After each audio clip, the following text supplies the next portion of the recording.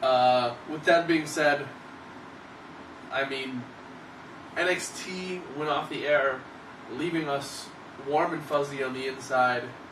But for those of you who prefer the alternative Thursday show, we're going to take you over to the quickest TNA rundown that we could possibly give you without skipping out on details with Thomas Wolf. This isn't going to kill you, is it? TNA sucks. That's it. No, that's not it. But I feel like it should. Okay. I feel like it should also, but you actually watched it this week. I watched it. I applaud you, sir. I watched it because... I'd rather have my eyes chopped by Ric Flair. Ow. Woo! But, you know, we were promised Hardy's Team 3D. First time in 12 years. I wanted to see that. Yeah. We got it. I'm sad that I missed That it. wasn't... Can't say that was too disappointing. Before... We started the show with a six-man match. Six-man X Division match. Number one contender for the X Division title. Where... Current champion is Joe. Yeah, current champion's Joe. We had... Homicide. Low Key. Crazy Steve. Manic. Tigre Uno. And someone who I'm forgetting. DJ Zima. Yeah, DJ Z. We had them in a six-man match. Two would start tag anyone. So Elimination. Yeah, elimination style. So, I mean, essentially you're going to have 5 people pinned, Yes. eliminated within this allotted match. This match went under 15 minutes. That's a problem to me. I will say it ended with Homicide and Low Key. Okay. Homicide would set up for the cop killer. I think in TNA they call it the Gringo Killer. Yeah. Set up for it. Low Key would counter by falling not on his head, but flipping to his feet, and then kicking Homicide in the back of the head. Which was, I had to see this match. Which was fucking awesome. I don't remember exactly what happened, but Low Key gets the win. It's going to be Low Key versus Joe at a future date. It's a match I can see. You know what? They ruined that. I knew that was going to happen. Yeah? Yeah. They posted a flyer for that, like, earlier this week. Really? I didn't read any of the details. I just saw Joe versus Low Key, and I was sold, but... Well, TNA's really bad at telegraphing what happens on their show. Well, they film it so far in advance that they probably forget what we have and haven't seen yet. Yeah. So that would happen. It was pretty cool. Too short of a match. 6-man tag match? Yeah, 6-man tag match with the team of Eric Young, Austin Aries, and Bobby Roode. That's a badass team. Taking on the team of MVP, Kenny King, and Bobby Lashley. That's a black-ass team. Almost a badass team. I don't watch TNA, so I can't really say how good Kenny King is. He got his ass beat most of the match. Because, see, MVP's on crutches right now for something. I don't know. Yeah, he was talking about the injury on Jericho's podcast. Some sort of foot injury, I think. Okay. So, he didn't do much in the match. Yeah. Kenny King got his ass kicked because when Bobby Lashley was in, he was the dominant, strong, powerful Bobby Lashley. So that's basically how the match went most of the time. Spot of the match, Lashley setting up for the spear on Aries. Aries jumps up, catches him in the front face lock, lands flat on the ground, sets up for the last chance. Good counter. Because Austin Aries is that fucking good, and why are you in TNA and not NXT right now? I don't think Austin Aries would go to WWE, honestly. I don't think he would, because he feels shafted that Yeah. he's been pushed to the side before for being too short. Right. But it would be great if he did. Now Kalisto's there. Yeah. Yeah. So got a good he's chance shorter than him. Other comment I wanted to make about that. Oh, yeah. I've gone on record in saying that I've always kind of liked Lashley. Not that I loved him, but for a big guy, for the spot he was in, you know, WWE CW, big guy. I liked him then. Yeah, I liked him. I thought he was pretty good. But he fucked up twice. I can only remember one right now, where he tried to pick Eric Young up into a big running power slam, and when he was picking him up, couldn't get Eric Young up and almost dropped him on his head. How the fuck are you gonna be as big as Bobby Lashley and not be able to lift Eric Young for a power slam? What's the deal, Black Lesnar?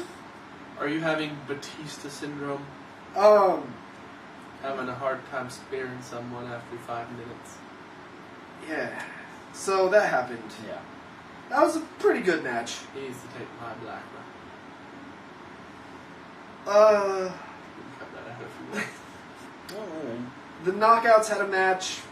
4-way dance, you said? Yeah, 4-way dance between Velvet Sky, Angelina Love, Gail Kim, who's the Knockouts champion, and Taryn Terrell. It was a good match. It's obvious why Gail Kim is the champion. Duh. I mean, I knew that, but I won't say that the other divas were bad.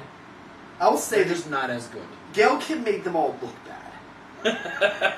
Yeah, I mean, I was saying this earlier, we talked about this earlier, that there's a reason why when Gail Kim first showed up on the doorstep of WWE, they made her women's champion in her first match. She debuted in her hometown on a pay-per-view and wins the women's championship. There's a reason why they did that. I mean, WWE, for whatever reason, has a hard time coming up with a way to market Gail Kim. They failed and released her twice. You know, that's one of the few things where you can say that TNA excels at over WWE, is finding something that maybe WWE had a hard time marketing that's super good talent and repackaging them and doing something awesome with them. Yeah. I.e. Gail Kim being the Knockouts champion right now. I think a big part of TNA being able to do that, though, is because there's already the name recognition from this person was in WWE, and that's already half the marketing they need. Yeah, that's true. You know, we have former WWE superstar Gail Kim. Side note to that, there was actually a report that TNA was really interested in getting Alberto Del Rio, now that he's officially out of WWE. And they were going, if they were to bring him in, they were immediately going to make him champion. I wouldn't be surprised. Yeah. They do that with almost every WWE guy that Yeah. hops the fence. Yeah. Not that that's supposed to be like a border joke. Oh, With the Mexican guy. that was a subtle border joke. I So Divas match. no filter. Didn't think about that before it came out my face. Terrible things fall out of his head. Okay, so the Knockouts match. Brock Lesnar beats the streak. It's a pretty solid match. The story of the match is that there was tension between the Beautiful People because they both wanted the title. There's always tension between the Beautiful People because they're a tag team, Um, and there's no longer a... This Knockout tag team titles? No, they. Yeah. See? That's the problem with female tag teams. They retired that after a guy won half of them. Yeah. After a guy and Eric Young. Oh. ODB's fucking ugly, okay? She looks like a man. She is pretty manly. Yeah. I mean, if you shaved Eric Young's beard off, she'd probably look manlier than him. Yeah.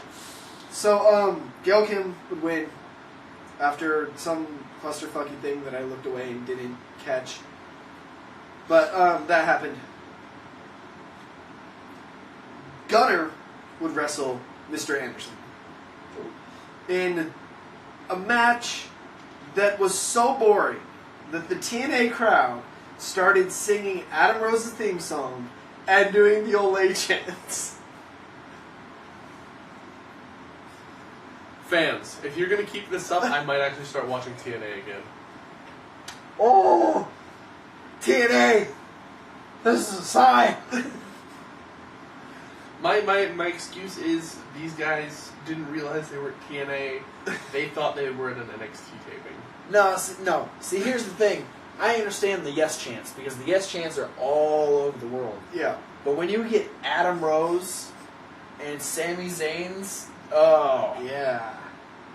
NXT taping. Oh, man. The match would be cut short when TNA's answer to Dexter, Samuel Shaw, would come out. That and guy's...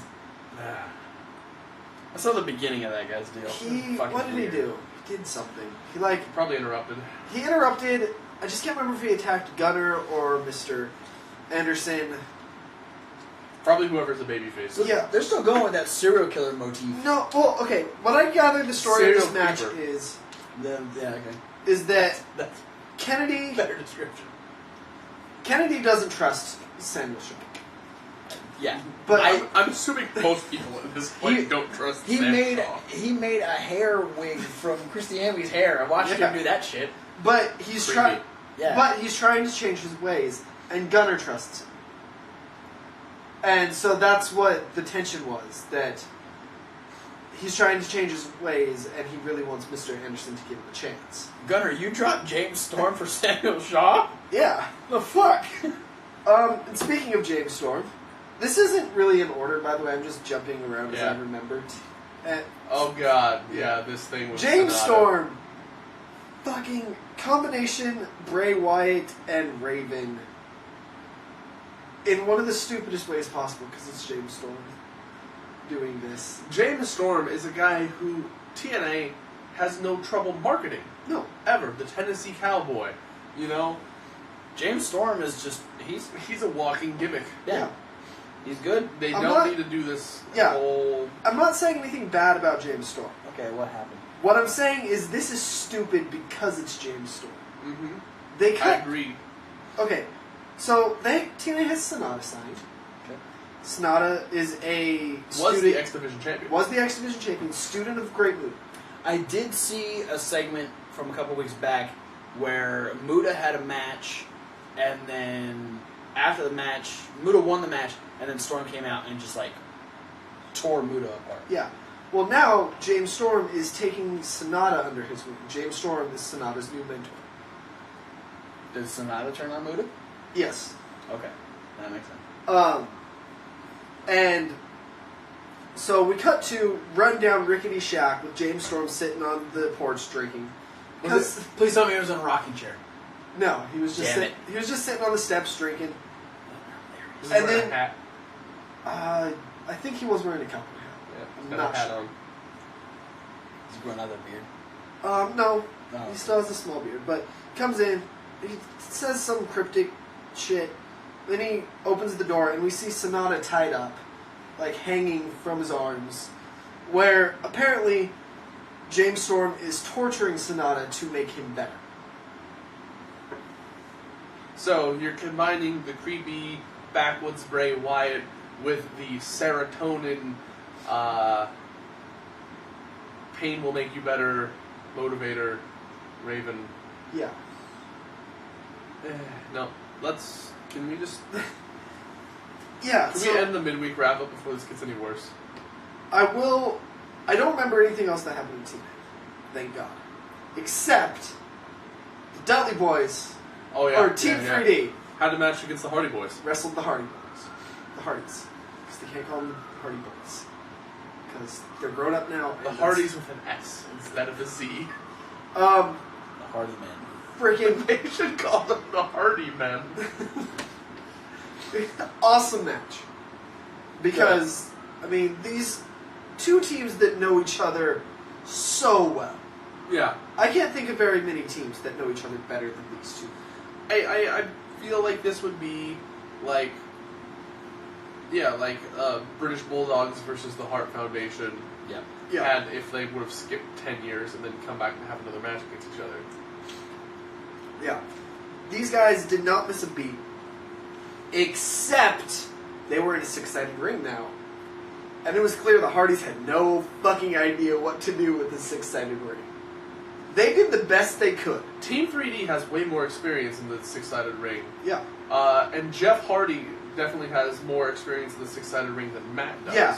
And I think it was mostly Matt who didn't know what to do. Because... I forget that Team 3D actually went over there when they still had the six-sided ring. Yeah, I mean, Team 3D was in there for a good majority of the six-sided ring's existence. Yeah. I forgot. Because there's two spots where you can tell Matt doesn't know where he is in the ring. First, the Hardys go for their double leg drop, where Jeff does the split leg drop and Matt does the second rope leg drop. Yeah. Matt had to do a standing leg drop because he couldn't figure out the dimensions. Where he needed to stand on the ropes Yeah. to make it happen. Oh, also the Hardys would steal the Doomsday device from the Dudley Boys with a Whisper in the Wind variation, That's cool. where Matt had Devon up on his shoulders. Jeff would do the Whisper in the Wind, and then somehow he got caught up on Devon's shoulders and basically Samoa dropped himself. Hey. All right, Jeff. That's people helping people. But, you know, it was... Jeff's a member of the NAACP. Doing right by the colored man. It was still a freaking awesome spot. Yeah, I'm sad I forgot to watch that match. Yeah. We'll have to give it a see if we can find it. In the world. Yeah. Then the other spot that Matt didn't know what to do. Oh God, there's more. This But wait, there's more.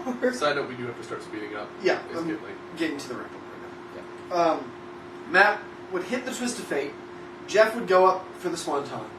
Jeff would jump, not this way, but this way, because Matt just didn't know where to put him because it's six-sided race. Yeah, it's Um, definitely a change up from Yeah. what they'd normally be used to. So go for that. Go for the pin. Devon would kick out. Bully Ray would pull Matt out of the ring. I think hit him with a clothesline or something on the outside. Get in, hit the 3D, and get the win. Because they are more experienced in a six-sided ring. I mean, it comes down to it. They had the edge. Yeah. And that was TNA, and I'm not watching it again. That was my trying to throw in a Edge and Christian reference. Yeah, who they glossed over being in their epic rivalry when they went over all the great matches that they were in together. It's because both Edge and Christian are still associated with WWE. I just don't want to talk about it. TNA is trying to not talk about WWE right now because they realize that they're being crushed right now. So that's TNA, and that's it for the midweek wrap-up. Yeah. I can't believe somebody watched TNA. I'm sorry, Thomas. Yeah, Are you okay? yeah, I survived TNA. If you want to go back to our Yeah. Monday Night Raw, Actually, click Lamb Chop. If you want to go back to my indie question, click the Usos. And if you want to move on to the next segment, the Ultimate Warrior's face. SmackDown Rundown, click on the Ultimate Warrior, and we'll see you there. Yep.